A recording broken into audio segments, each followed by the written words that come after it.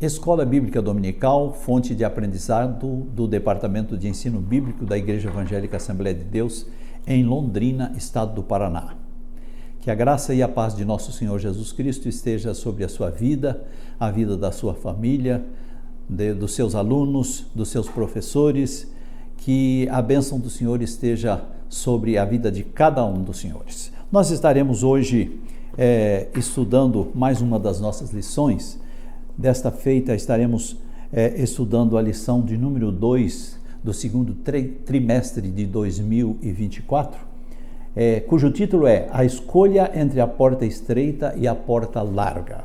Então, é uma escolha que todos nós devemos fazer, cabe a nós escolher. Queremos entrar pela porta estreita ou pela porta larga?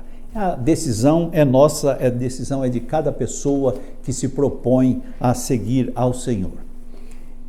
O texto áureo nos diz o seguinte: porfiai por entrar pela porta estreita, porque eu vos digo que muitos procurarão entrar e não poderão. Lucas capítulo 13, versículo 24. A verdade prática nos diz que a porta estreita não é uma opção, mas a única alternativa disponível para o crente entrar no céu. Então não é uma opção, é a única opção, a única alternativa disponível para o crente entrar no céu. Então, quando se fala em uma opção, quer dizer que tem mais opções, mas aqui não. A única opção, a única alternativa disponível para o crente entrar no céu é a porta estreita. Bom, a nossa leitura bíblica em classe está em Mateus capítulo 7, versículos 13 e 14, depois no capítulo 3, versículo 1 ao 10, que diz assim, Mateus capítulo 7, versículo 13, diz assim: entrai pela porta estreita, porque larga é a porta e espaçoso o caminho que conduz à perdição, e muitos são os que entram por ela. E porque estreita é a porta e apertado o caminho que leva à vida, e poucos há que a encontrem.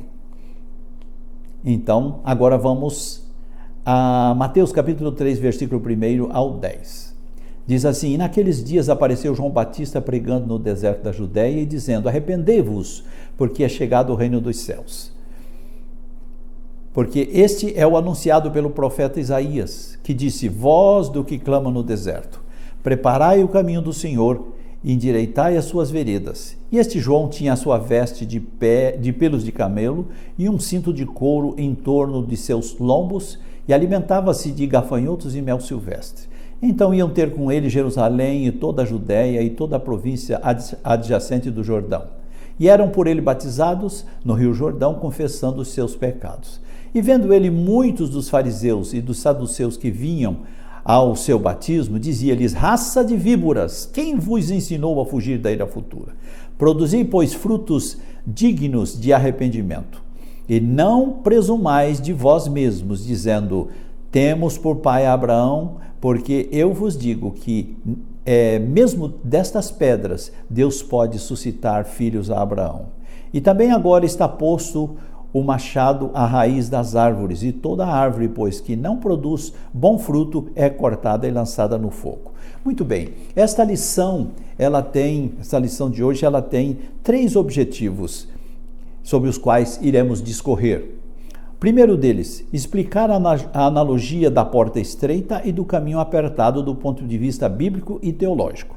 Segundo objetivo, destacar que a decisão pela porta estreita requer uma vida de renúncia e de disposição para enfrentar os desafios da caminhada cristã. E o terceiro e último desafio, o terceiro e último objetivo é apontar que a entrada pelo caminho estreito está baseada no arrependimento, confissão de pecados e novo estilo de vida, isto é, produção de frutos que justifiquem, produção de frutos que testifiquem, que testemunhem esta mudança de vida, essa entrada pela porta estreita. Bom, meus irmãos, vamos então à nossa introdução. Nesta lição estudaremos então a analogia da porta estreita e a porta larga, é o primeiro dos objetivos exposto. Estudaremos também os símbolos da porta estreita e da porta larga, do caminho apertado e do caminho espaçoso. Conheceremos ainda algumas razões que nos mostram por que devemos escolher a porta estreita e, do ponto de vista bíblico, como entrar pelo caminho apertado. Tudo isto nós veremos. Na lição anterior, nós já estudamos sobre o início da caminhada. Na lição de hoje, veremos que o início dessa nossa jornada, dessa nossa caminhada, deve levar em conta o caminho que nos conduz ao céu. Veremos ainda na lição de hoje o que significa a analogia de Jesus concernente à porta estreita e o caminho apertado. Descobriremos ainda de que maneira o pecador pode entrar pela porta que leva ao céu, lembrando ainda que a consistência da vida cristã tem por base o arrependimento, a confissão de pecados e a experiência do perdão de Deus. Paulo escreve que com o coração se crê para a justiça e com a boca se confessa para a salvação. Isso está em Romanos capítulo 10, versículo 10. Vamos então para a primeira parte. A primeira parte, ela vai falar sobre portas e caminhos. Então, aqui está falando sobre as duas portas e os dois caminhos. Portas e caminhos. Vamos, no primeiro subponto, falar sobre a porta estreita, uma das portas. Essa ideia de uma porta estreita como caminho para a vida está presente tanto na literatura judaica quanto na literatura cristã. Vejamos que esta concepção é encontrada no Antigo Testamento, um texto em Provérbios capítulo 15, versículo 24, que diz: para o sábio o caminho da vida é para cima, para que ele se desvie do inferno que está embaixo. Aí nós já temos uma colocação. Para o sábio o caminho da vida é para cima, para que ele se desvie do inferno que está embaixo. Provérbios 15 e versículo 24. Aqui temos a ideia de um caminho apertado que só seguirão por ele os que estiverem em sabedoria. Sabemos que as cidades do mundo antigo eram cercadas por muros fortes para a proteção dos seus moradores, mas o acesso era feito através de uma porta, e de uma porta estreita. Por quê? Porque esta entrada era vigiada diuturnamente por uma forte guarda. Qualquer pessoa que quisesse entrar ou sair daquela cidade, ela tinha que passar obrigatoriamente por aquela porta estreita, mediante um forte esquema de segurança. E se fosse uma porta larga, a vigilância, a revista, perderia o controle. Isto fala aqui de sensatez, fala de sobriedade, de vigilância, de sabedoria, porque se eles não tivessem essa sensatez, esta sobriedade, esta segurança, esta sabedoria para proceder desta forma, colocando ali no muro, embora fosse um muro forte, mas a porta é o ponto mais frágil da entrada da cidade, porque por mais forte que seja essa porta, ela não é forte tal qual o muro. Por exemplo, o muro de Jericó se conseguia virar um carro em cima do muro, de tão larga que era a espessura desse muro. Então, nós vemos aí uma sensatez, uma sobriedade, uma vigilância, porque eles tinham que proceder dessa forma. Por sua vez, o Novo Testamento também fala, dentre muitas passagens, que Jesus é a porta. Vemos isto quando o próprio Cristo diz, falando lá em Lucas capítulo 13, versículo 25, ele diz: quando o dono da casa se tiver levantado e fechado a porta, quando o dono da casa se tiver levantado e fechado a porta, e vós do lado de fora começardes a bater dizendo: Senhor, abra-nos a porta, ele vos responderá: não sei de onde sois. Então ele não abrirá a porta porque ele não conhece. Assim será no céu quando nós, se entrarmos, tomarmos o caminho de entrar pela porta larga, quando Jesus vier, nós ficaremos de fora, tal qual a parábola das 10 virgens. Quem ficar de fora não adianta pedir para abrir a porta, porque depois que a porta se fechou, não será mais aberta. Bom, vamos agora para o segundo subponto, o caminho apertado. Quando falamos em caminho apertado, apontamos para uma conduta vigilante, uma conduta santa, uma maneira de viver de forma irrepreensível, que evidencia o quê? Evidencia a salvação ou a perdição. Nesse sentido, a linguagem figurada do caminho apertado aponta para os que desejam a vida eterna. Esta expressão vem do grego, que significa pressionar com firmeza, espremer, comprimir, contrair. Fala até, isso era usado até no sentido de espremer uvas no lagar, né? Isto é uma metáfora que significa afligir, angustiar. Assim podemos entender que o caminho apertado é o que nos leva a praticar ensinamentos de Jesus de modo concreto. Amar os inimigos, e veja que é bem difícil amar inimigo, não é fácil. Os ensinamentos de Jesus determinavam isso: amar os inimigos, não praticar hipocrisia, isto é, não ser hipócrita, não acumular tesouros na terra, mas acumular tesouros lá no céu. Ensinamentos estes proferidos por Jesus no Sermão do Monte, Mateus capítulo 5, versículos 39 ao 48. Vamos agora falar um pouquinho sobre a porta larga e o caminho espaçoso. Quando falamos em porta larga e caminho espaçoso, falamos de uma vida sem compromisso com Cristo, uma vida sem compromisso com Deus, mas voltada aos padrões do mundo.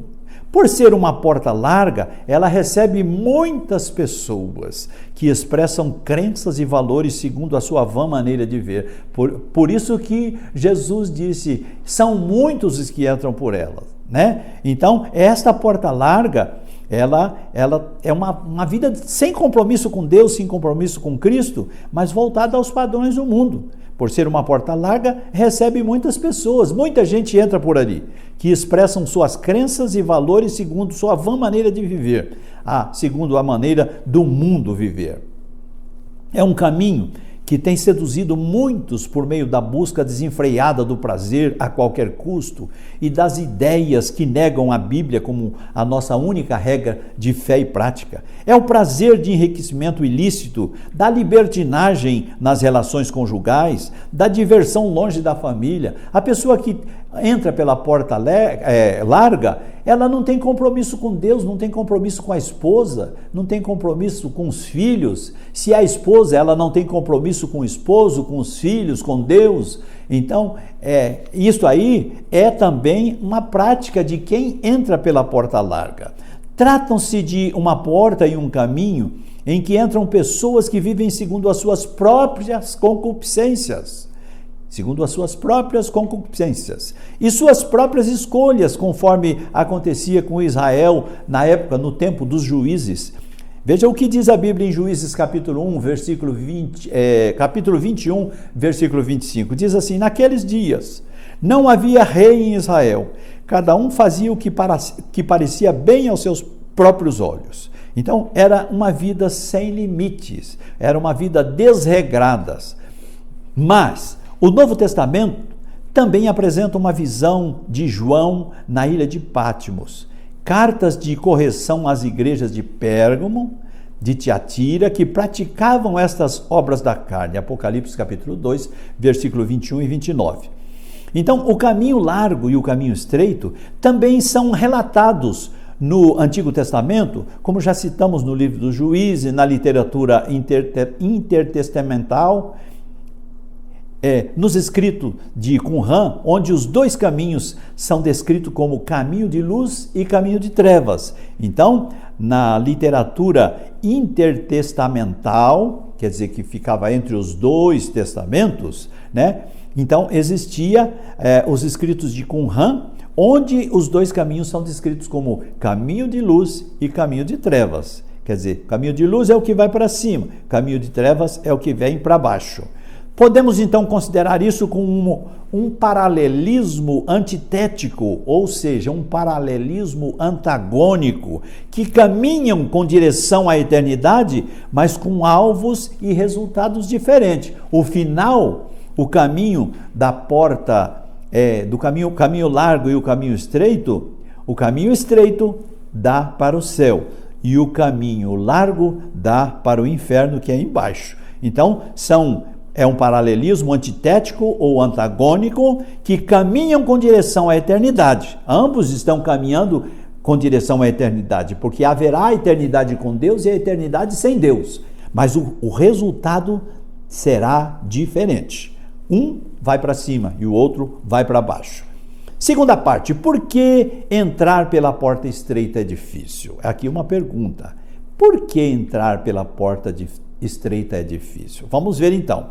Uma porta aberta, porém difícil. Essa é a porta estreita.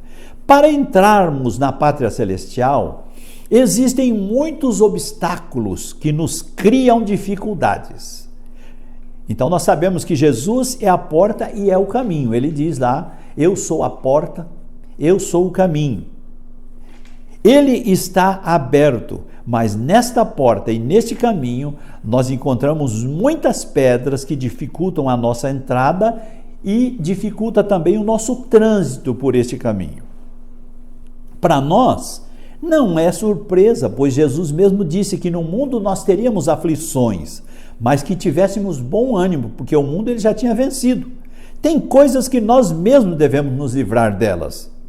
O egoísmo, o egocentrismo, o ego inflamado, a idolatria, dentre tantos outros. Mas Jesus disse que para entrarmos por esta porta e caminharmos por este caminho, por esta porta estreita e por este caminho apertado, temos que nos negar a nós mesmos, deixar morrer o que somos, a cada dia tomar a nossa cruz e seguir os passos de Jesus.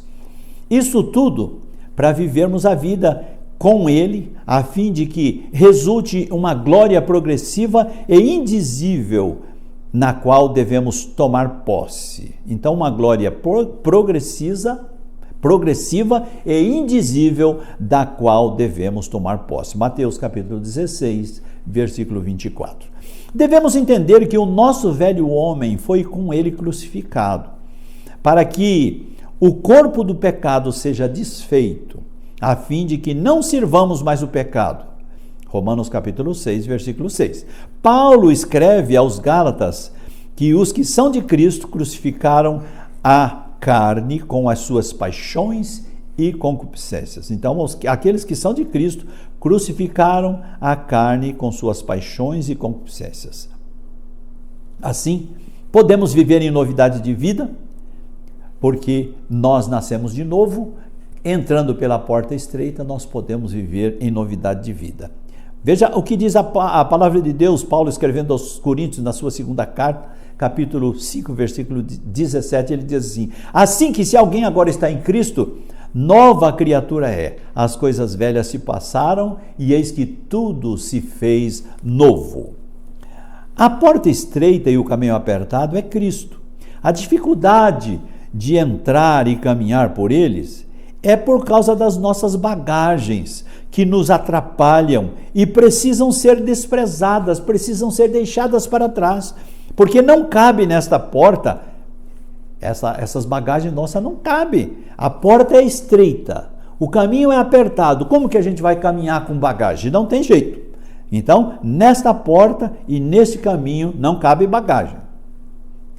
Vamos agora para o segundo subponto. As oportunidades da porta larga são atraentes. Nós veremos isso. A porta estreita não é atraente, pois a porta larga oferece uma gama de oportunidades de viver uma vida fácil, uma jornada de prazeres temporais, uma jornada de deleites e libertinagem. Todos os caminhantes do caminho largo são dominados pelas ilusões da vida, enredam-se numa sedutora fantasia. É assim que eles vivem. É um caminho de apego aos prazeres do mundo, de desprezo a Deus. Então, veja bem, é um caminho de apego aos prazeres do mundo, mas um caminho de desprezo a Deus. Eles não obedecem aos conselhos do apóstolo.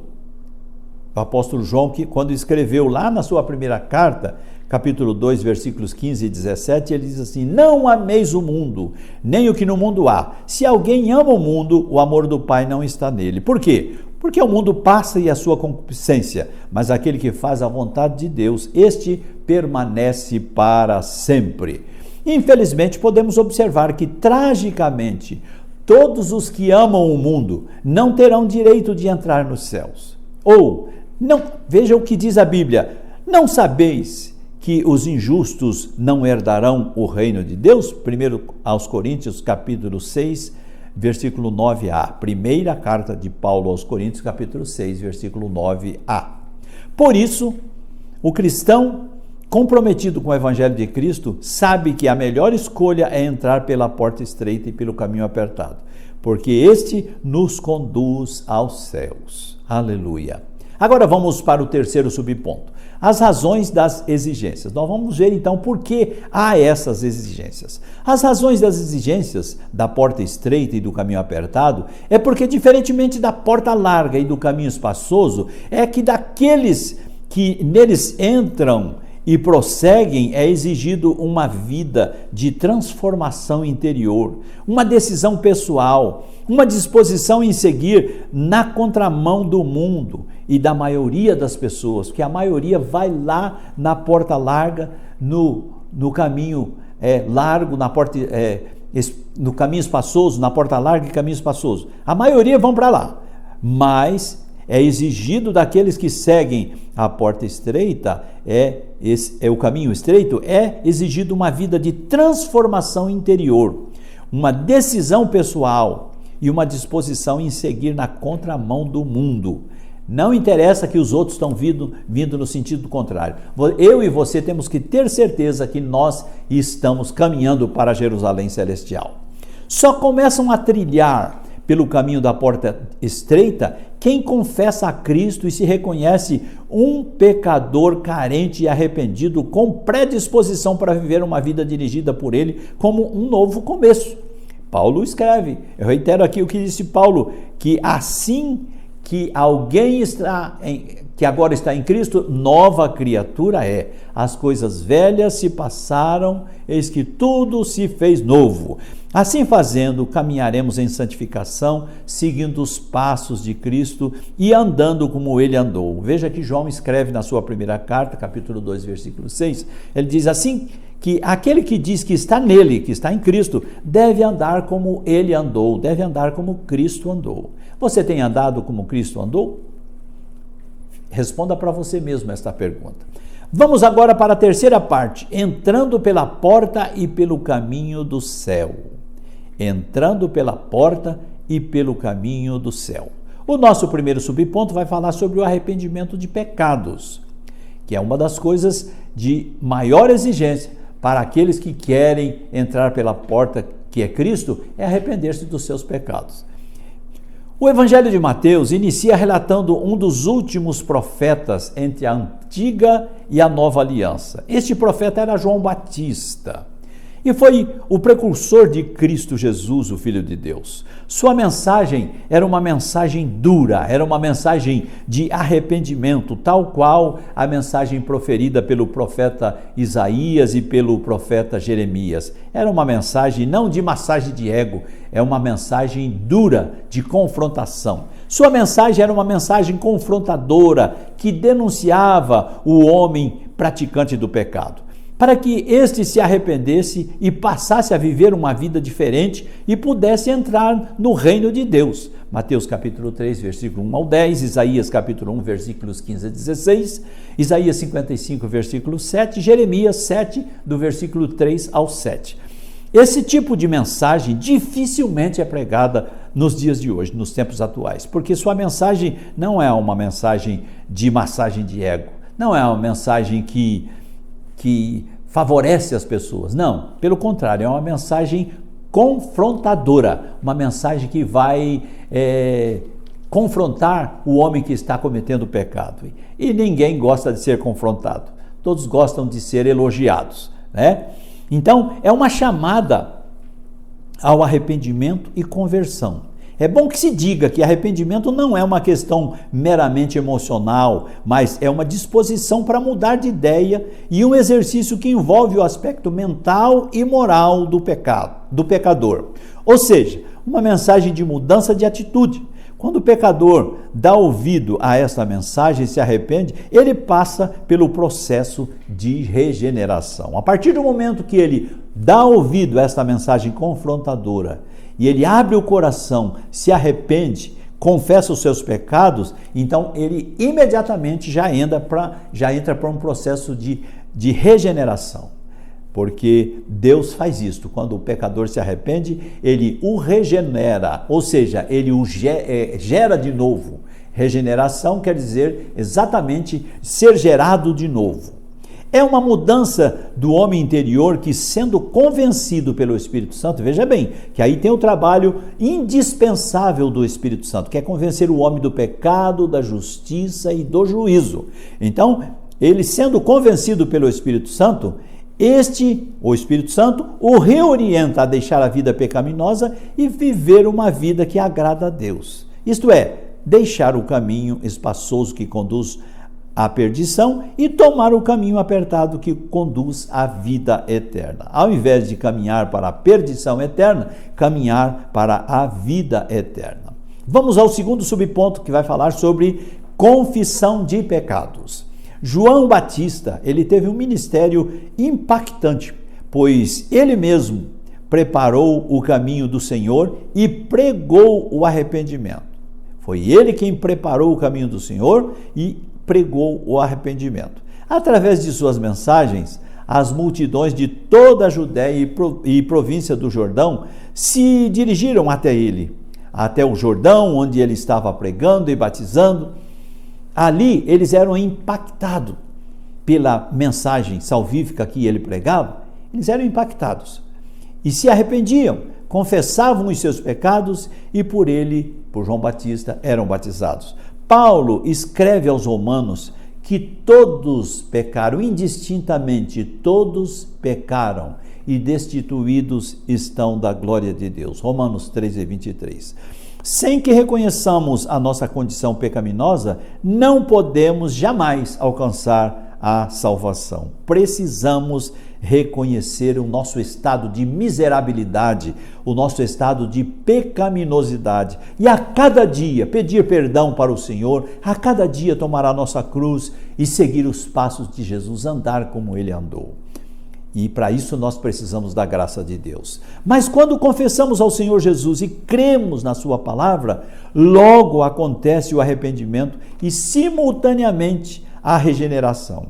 Essa é uma perspectiva nova que aparece em Israel através do ministério de João Batista. Sabemos que no tempo da lei, a confissão em Israel era uma confissão coletiva, era uma confissão nacional, chamada o dia da expiação. Você vai encontrar esse relato em Levíticos capítulo 16, versículos 15 ao 27. Então lá está o dia da expiação, uma confissão coletiva, uma confissão nacional. O sacerdote oferecia o sacrifício pelos povos, por todos os integrantes da nação. Mas na era da graça, na plenitude da graça de Deus, quando Jesus veio, que ele morreu, se entregou por mim e por você, a partir de agora nós estamos vivendo então na dispensação da graça. Então, nessa dispensação, nesta era, João Batista trouxe esse novo ensinamento do arrependimento individual. Paulo lembra que essa verdade, ele lembra essa verdade aos Romanos, escrevendo lá no capítulo 14, versículo 12 da carta aos Romanos, ele escreve assim: cada um dará conta de si mesmo a Deus. Ele escreve isso também na carta aos Coríntios, capítulo 5, se eu não estou enganado, no versículo 10, ele cita também isto aí. Então agora nós podemos compreender que João Batista nos trouxe esta poderosa mensagem da confissão de pecados e arrependimento, e isto passou a fazer parte da tradição cristã. Passou a fazer parte da tradição cristã. Isso não era uma novidade. Na antiga aliança, nós já vimos, se lermos lá o Salmo 32, nós vemos lá no versículo 5 do Salmo 32, nós vemos Davi fazendo essa confissão individual, ele dizendo ao Senhor, na sua oração de confissão, ele diz: confessei-te o meu pecado e a minha iniquidade. Na minha iniquidade jamais eu ocultei, ou seja, jamais eu ocultei a minha iniquidade. Disse: confessarei ao Senhor as minhas transgressões e perdoastes a iniquidade do meu pecado. Então, Salmo 32, versículo 5. Então, mesmo na antiga aliança, já tinha esta, embora seja um costume de confissão nacional no dia da expiação, mas Davi tinha conhecimento disto e ele confessou o seu pecado de forma solidária, individual. Paulo também traz este ensino aos romanos, dizendo, lá no capítulo 10, versículo 9, ele diz: se com a tua boca confessares a Jesus como Senhor, e em teu coração creres que Deus o ressuscitou dentre os mortos, serás salvo. Então, na dispensação da graça, a confissão deve ser individual. Nós podemos, às vezes, como aconteceu com Daniel, quando ele estava orando pela sua nação, pela nação de Israel, ele diz: nós, o teu povo, pecamos, nós, o teu povo, falhamos. E nós podemos fazer também esta oração, por que não? Nós, a nação brasileira, falhamos, nós, a nação brasileira, pecamos, porque querendo ou não, nós fazemos parte desta nação. Então, não tem problema nenhum nós nos incluirmos nessa oração de forma coletiva, incluindo o nosso estado de pecaminosidade, de vulnerabilidade, como brasileiros que somos. Mas isto não nos exime, isto não nos isenta de fazermos a nossa confissão individual. Esta é a forma mais correta. Nós, independente da confissão coletiva, nós fazemos a nossa confissão individual. Porque quando o homem peca, ele peca entre si e Deus, ou entre si e o seu próprio corpo, ou entre si e os seus semelhantes. Então nós temos que fazer este pedido de perdão dioturnamente e suplicar a Deus a sua misericórdia.